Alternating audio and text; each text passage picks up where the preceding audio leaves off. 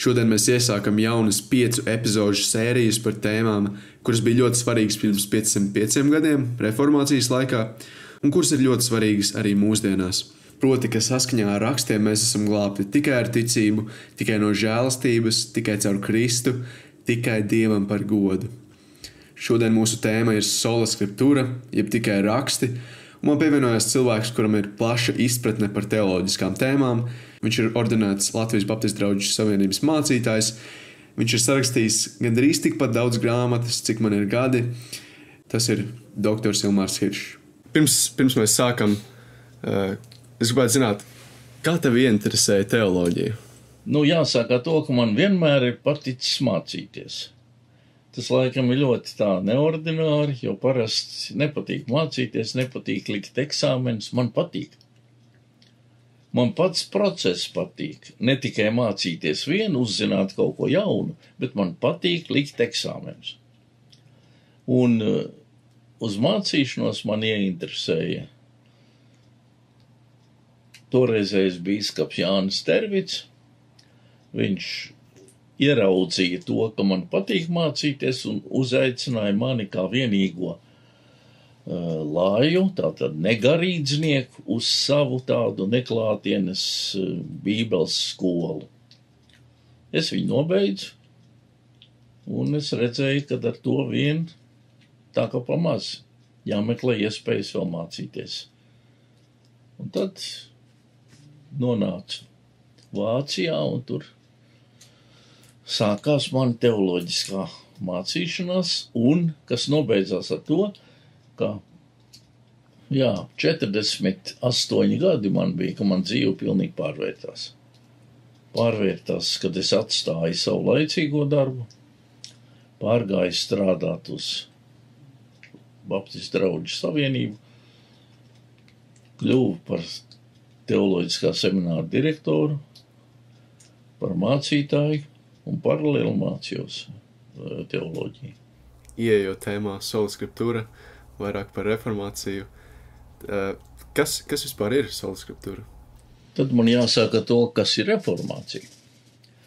Reformācija bija tāda reliģiska, politiska kustība Rietuma Eiropā, kas cīnījās par pārmaiņām reliģiskajā dzīvē. Tās reformācijas mērķis bija reformēt katoļu baznīcu. Un reformācijas rezultātā tātad nostiprinājās jauns kristietības virziens, protestantisms, kurā izveidojās vairākas jaunas konfesijas. Luterisms, reformisms, anglikānisms, presbiteriānisms, arī anabaptisms. Tātad manas konfesijas saknes arī ir meklējams reformācijā. Par reformācijas oficiālo sākumu uzskata tātad 1517. gada 31. oktobri, kad augustīniešu ordeņa mūks, Vitenbergas pilsētas universitātes teoloģijas profesors Mārtiņš Luters publiski uzstājās pret grēku atlaižu tirgošanu un pie baznīcas durvīm pienagloja savus 95 tēzes. Tās praktiski gandrīz visas bija vērstas pret indulgenci, tas ir šo grēku atlaižu tirgošanu. Kaut gan visas kustības mērķis, protams, bija daudz plašāks – reformēt toreizējo baznīcu Eiropā. Tā toreizējā baznīca bija nonākusi, kļuvusi pavisam pasaulīga. Ārēji viņa bija stipra un varena, iespiedusies visās dzīves sfērās, ar neierobežotu pāvestu varu, bet iekšēji no Kristus mācības atkāpusies. Un tas attiecās tieši uz baznīcas augstāko slānu, uz garīdzniekiem, mūkiem, pat pāvestiem. Viņi centās sagrābt savās rokās varu un nostiprināt savu varu un iegūt pēc iespējas lielākus ienākumus. Un nonāca tik tālu, ka, lai iegūtu tos ienākumus, viņi sāka tirgot grēku atlaides. Cenu noteica atbilstošā maksātāja sabiedriskam stāvoklim, bet toties tad, pāvestu vārdā, tas cilvēks bija uz visu mūžu atbrīvots no grēkiem. Katrs kas protestēja pret baznīcas tādu iekšējo pagrimumu, tika sodīts, izslēgts no baznīcas, sodīts inkvizīcijas tiesā. Ar tādu stāvokli visi nebija apmierināti. Daudz saprat, ka baznīcai jātop atjaunotē. Proti, jāatgriežās atpakaļ pie svētiem rakstiem. Un principā šādai atjaunošanai jau jānotiek nevis kā tādām vienreizējām aktām vai procesam, bet tai atjaunošanai jānotiek nepārtraukti. Tam jākalpo, šim mērķim jākalpo katram sprediķim. Baznīcai ir jādzīvo no Dieva vārda. Tātad reformācija, latīniski reformācija, nozīmē atjaunošanu. Šaurākā nozīmē tā bija baznīcas atjaunošanas kustība. Plašākā nozīmē tā bija kustība, kas aptvēra ne tikai reliģiskos, bet arī politiskos procesus. Dažādās valstīs reformācija gāja atšķirīgos virzienos. Bet rezultātā tātad izveidojās jauns kristietības virziens, kur rezultātā tika likvidēts katoļu baznīcas ideoloģiskā monopola tiesības, izveidojās jauns kristietības virziens protestantisms, arī pati katoļu baznīcas tika reformēta, visās konfesijas dievkalpojumos sāk lietot dzimto valodu, līdz tam tā nebija. Bībele tika tulkota Eiropas tautu valodās un kļuva pieejama visiem. Tā īsi sakot, sākās sabiedriski, ekonomiski un reliģiski pārmaiņu laikmets, kas atspoguļojas visās dzīves jomās. Bībeli varēja lasīt un saprast katrs. Un tad mēs esam nonākuši pie tā viena no galvenām reformācijas atziņām, galvenām pamattēzēm un proti pie sola scriptura principa. Latīniski tas nozīmē tikai raksti.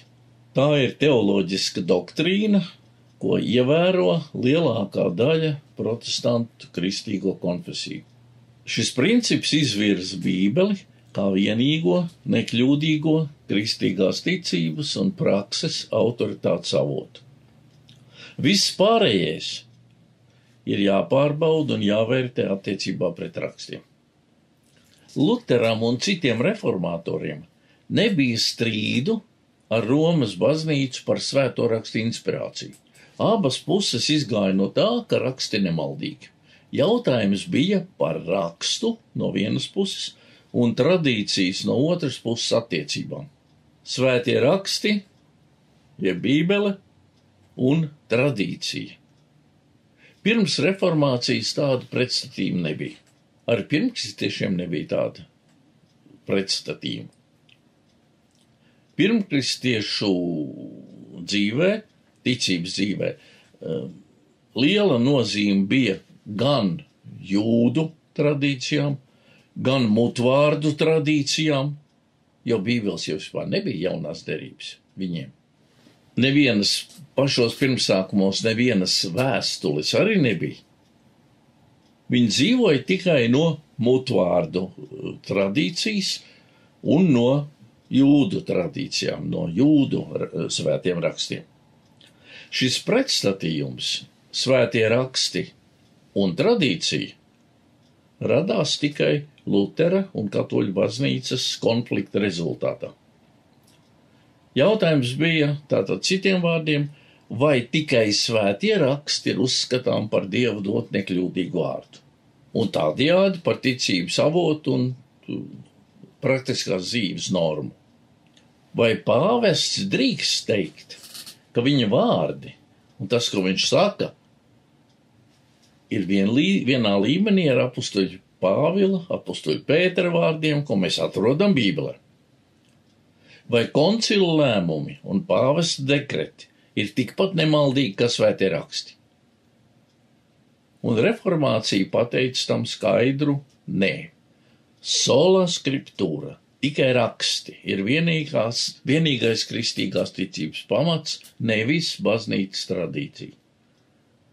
Citiem vārdiem, šis princips noteica, ka ticības jautājumos autoritīvi ir nevis baznīcas tēvi, nevis pāvesta kanoni, pāvesta dekreti, bet tikai un vienīgi raksti. Reformācijas teoloģija raksturīgs, ka visu lietu centrā tiek nolikts Dieva vārds. Un rakstu autoritāte ir spēkā arī tad, ja raksti šķietami liekas pretrunīgi. Un Luteris tāpēc, kā rakstu viduspunktu, visu rakstu viduspunktu, pēc kura orientēties, nosauc taisnošanas mācību caur Jēzu Kristu.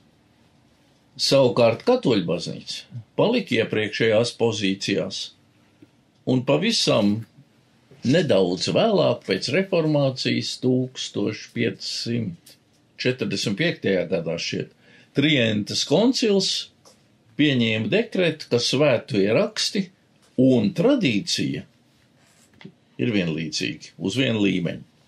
Citiem vārdiem, raksti un tradīcija ir kā divas straumes, kas veido to kopējo Dievu vārdu upi.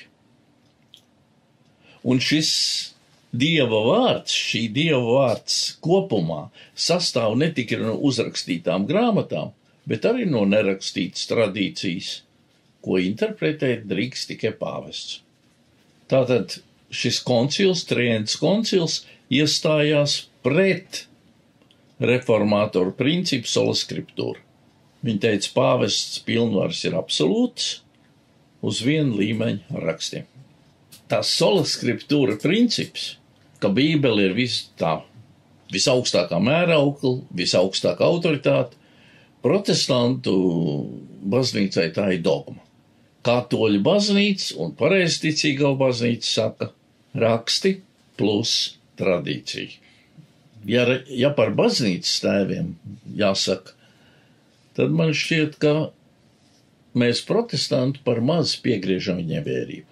Par maz mēs viņus studējam, un līdz ar to mēs esam iegājuši otrā grāvī. Mēs pilnīgi ignorējam tradīciju, respektīvi baznīcas tēvu rakstus un baznīcas tēvu atziņas. Mēs nezinām tos. Tur ir iekšā lielas vērtības. Protams, nevajag nolikt viņus uz vienu līmeni.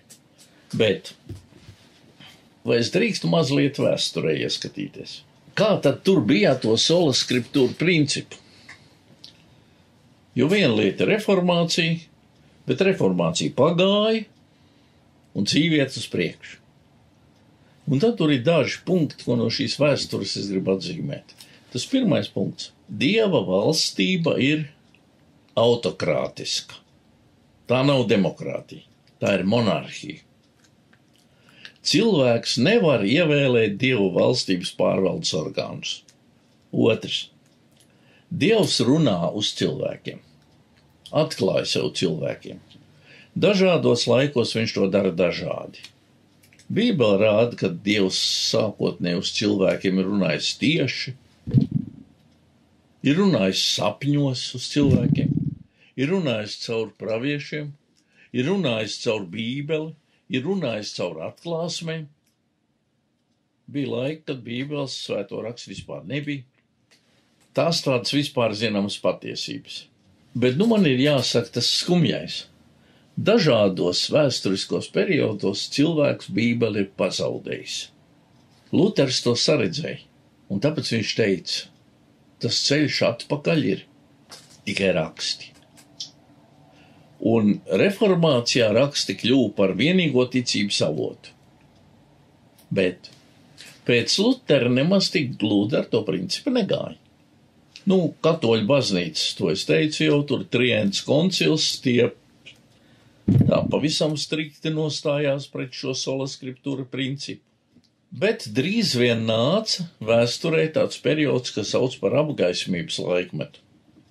Un tā apgaismības laikmeta spilgtākā izpausme bija racionālisms. Cilvēka prātu aicināja meklēt atbildes uz visiem pasaules attīstības jautājumiem, uz visiem sabiedrības jautājumiem. Citiem vārdiem, visu sāka mērīt ar prāta mērauklu. Arī atklāsmi.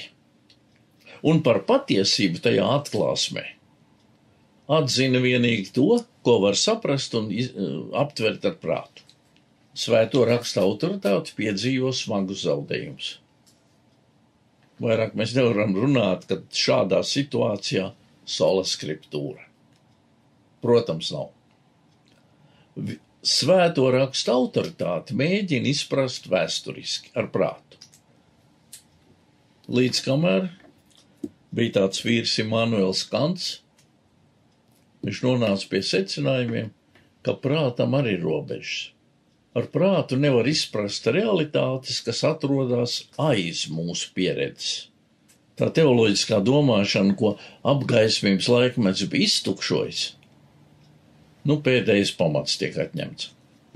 19. gadsimts nāk ar jaunu periodu, to pārstāv Friedrichs Schleiermachers, un viņš teoloģiskās domāšanas centrā noliek cilvēku reliģisko pārdzīvojumu momentu. Tātad sajūtas. Centrā, teoloģiskās domāšanas centrā, kur pats vārds norāda, teos, dievs, loģija, mācība, ir nolikts cilvēks. Viņa izjūtas, viņa reliģiskais pārdzīvojums. Vēl nākošais etaps. Seko liberālās teoloģijas uzplaukuma laiks, kas iet tālāk Bībeles kritikas virzienā, apgaismības laikmeta virzienā, viss, ko nevar izskaidrot ar zinātnes metodēm, tiek noliegts. Sola scriptura principu vairs nav. Vismaz ne tādā izpratnē, kā tas bija reformācijas laikā. Un tad mēs nonācam pie 20. gadsimta. Jauns pagrieziens teoloģijas vēsturē, ko sauc par vārda teoloģiju. Caumlauzs ir Šveices profesors Karls Bārts. Viņš nestaigā tos liberālās teoloģijas iemītos ceļus, kas meklēja tikai tā vārda, tā teksta, arī Bībeles teksta vēsturisko nozīmi. Viņš meklē Bībeles tekstā Dieva atklāsmes raksturu. Centrā atkal izvirzās raksti. Kāda tad ir šodien? Redzi, kāda ir mūsdienu modernā kristieša un Bībeles attiecības. Es uzsveru kristieša un Bībeles. Nevis neticīgu ateistu. Kas šodien ir mūsu atziņas un kristīgās ticības un prakses avots? Kāda nozīme un loma ir Bībelē šodien? Ja mēs tā domājam par teoloģiskām atziņām, te jau nekas nav mainījies. Protestantu baznīcas joprojām deklarē rakstu neapšaubām autoritāti. Romas katoļu baznīca un pareizticīgo baznīca aizstāv tradīciju līdzās rakstiem. Tāpat kā toreiz reformācijas laikā. Un tomēr es gribu teikt, ka arī protestantu konfesijām sola scriptura vairs nav pats par sevi saprotams princips. No tā, ka raksti ir vienīgā autoritāte, seko secinājums, raksti ir nemaldīgi. Autoritāti un nemaldīgumu nedrīkst atdalīt vienu no otra. To nemaz nevar izdarīt. Formālais konstatējums, ka raksti ir autoritāte, stipri maz ko izsaka. Tie ir tādi tukši vārdi, ja viņiem nav seguma. Viss ir atkarīgs no mūsu attieksmes pret Bībeli ikdienā. Ja mēs uzskatām, ka Bībele ir cilvēku vārdi par Dievu, kur kādi cilvēki runā par Dievu, tad es teikšu, Bībeli un tradīciju var nolikt uz vienu līmeni. Ja mēs Bībeli saprotam kā Dieva vārdu un kā Dieva atklāsmi, tad Bībele ir nemaldīga. No sola scriptura ir atkarīgi visi izteikumi un visas atbildes par ticības atziņu. Un sola scriptura vienlaicīgi izsaka ne tikai raksta autoritāti, bet arī rakstu nemaldīgumu. Autoritāte un nemaldīgums. Es esmu sastapies ar cilvēkiem, un bieži vien tas ir, kristietis taču tic nevis Bībelē, bet Dievam. Un Dievs runā arī savādāk, ne tikai caur Bībeli. Pilnībā tam piekrītu.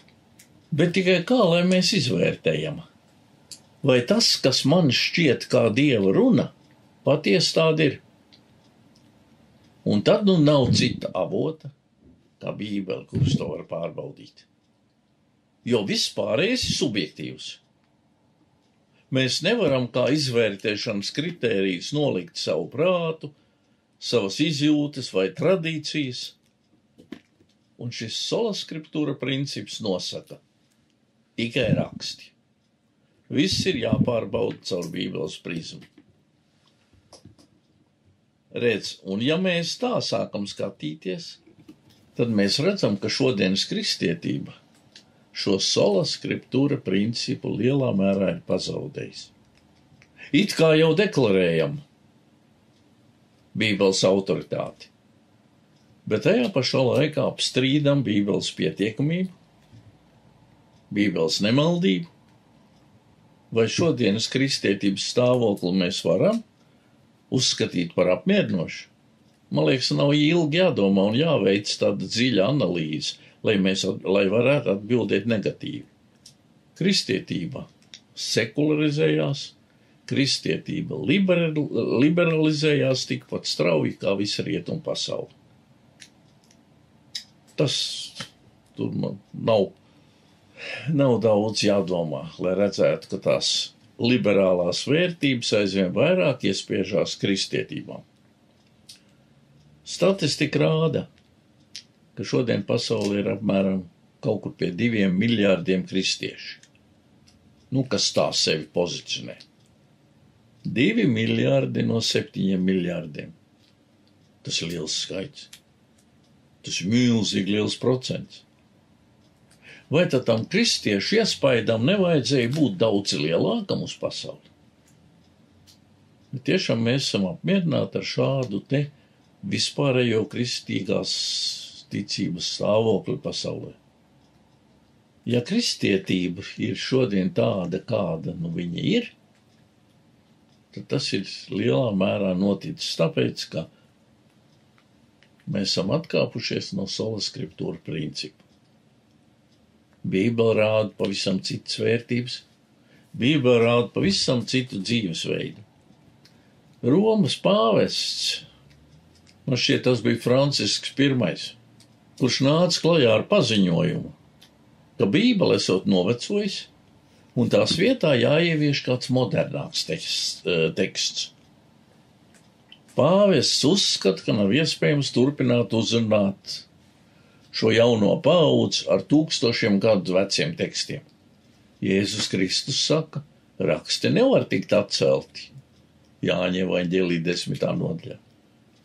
Un tur, kur mēs sākam noliegt Bībeles nemaldību, atverās ļoti plašs ceļš Bībeles autoritātes, to rāda tā teoloģijas vēsture, kur es tā centos iezīmēt. Mēs esam sākuši Bībeli pētīt, šķaidīt, graizīt, meklēt kļūdas, meklēt pretrunas. Mēs esam Bībeles izpratnes, esam pētniecības centrā ielikuši to vēsturiski kritisko metodi un pazaudējuši Bībeles dievišķo dimensiju. Secinājums uzprasās pats no sevis. Šodienas ērtajai, visiem tik ierastai kristietībai jātiek reformētai. Reformācija šodien ir vajadzīga. Kā tad mēs aizvadīsim to reformācijas 505. gada dienu? Sarīkosim kādus pasākumus. Atcerēsimies Mārtiņu Luteru. Nolasīsim kā lekciju par viņu. Vēsturisko situāciju izgaismosim reformācijas laikā. Varbūt izdomāsim vēl kaut ko citu. Es gribētu visus aicināt un pats sevi uz reformāciju. Es saprotu, ka tas izklausās šodien diezgan radikāli un revolucionāri, bet es esmu dziļi pārliecināts, ka šodien ir nepieciešama reformācija. Es nedomāju, ka vajadzētu piesist pie baznīcas durvīm un kādas jaunas tēzes, diez vai draudzes tur atļaut to pat darīt. Bet divas lietas man ir skaidrs. Tā pirmā, kristietībai šodien ir nepieciešama reformācija. Mēs esam stipri vien attālinājušies no Jēzus Kristus mācības, no Jēzus Kristus gara, arī no pirmo kristiešu atziņas un dzīvesveida. Un tā otra lieta ir, reformācija sākās ar katru no mums. Sāksim domāt par to, vai mūsu dzīvēs un mūsu uzskatos nav sakrājušās tādas ārā metams, reformējums lietas. Kristietība taču esam mēs visi kopā. Mēs veidojam to kopējo sabiedrību, ko sauc par kristietību. Un ja mēs uzskatām, ka kristietībai šodien vajadzētu reformēties, tad tas ir jādara katram no mums. Es aicinu visus kristiešus uz garīgu reformāciju. Aizmirst visas domstarpības, uzskata atšķirības, domāt par savu garīgo dzīvi. Tas ir vitāli nepieciešams šodien pasaulē. Turēt šo sola scriptura principu ir mūsu uzdevums un dārgs pienākums. Ne tikai deklarēt Bībeles autoritāti, bet turēt Bībeli par vienīgo un nemaldīgo savas dzīves un ticības mērauklu. Bet atcerēsimies, ka sola scriptura princips nevar tikt atrauts no reformācijas kopējās būtības. Un sola scriptura var tikai tad tikt pareizi saprasts, ja tajā tiks ietverti arī sola gratia, tikai žēlastība, sola fide, tikai ticība, un solus Kristus, tikai Kristus.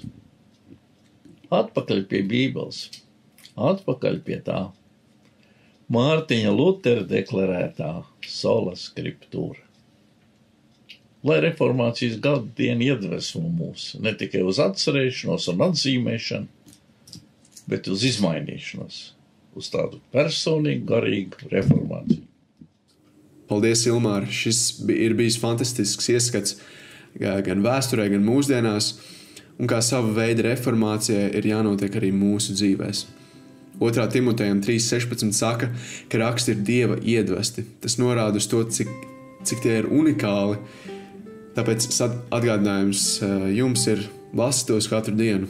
Un tad iegriezīsies podkāstā nākamajā svētdienā, kad būsim jau par nedēļu tuvāk reformācijas dienai, un mēs runāsim par ļoti svarīgu tēmu sola fide, jeb tikai ticība.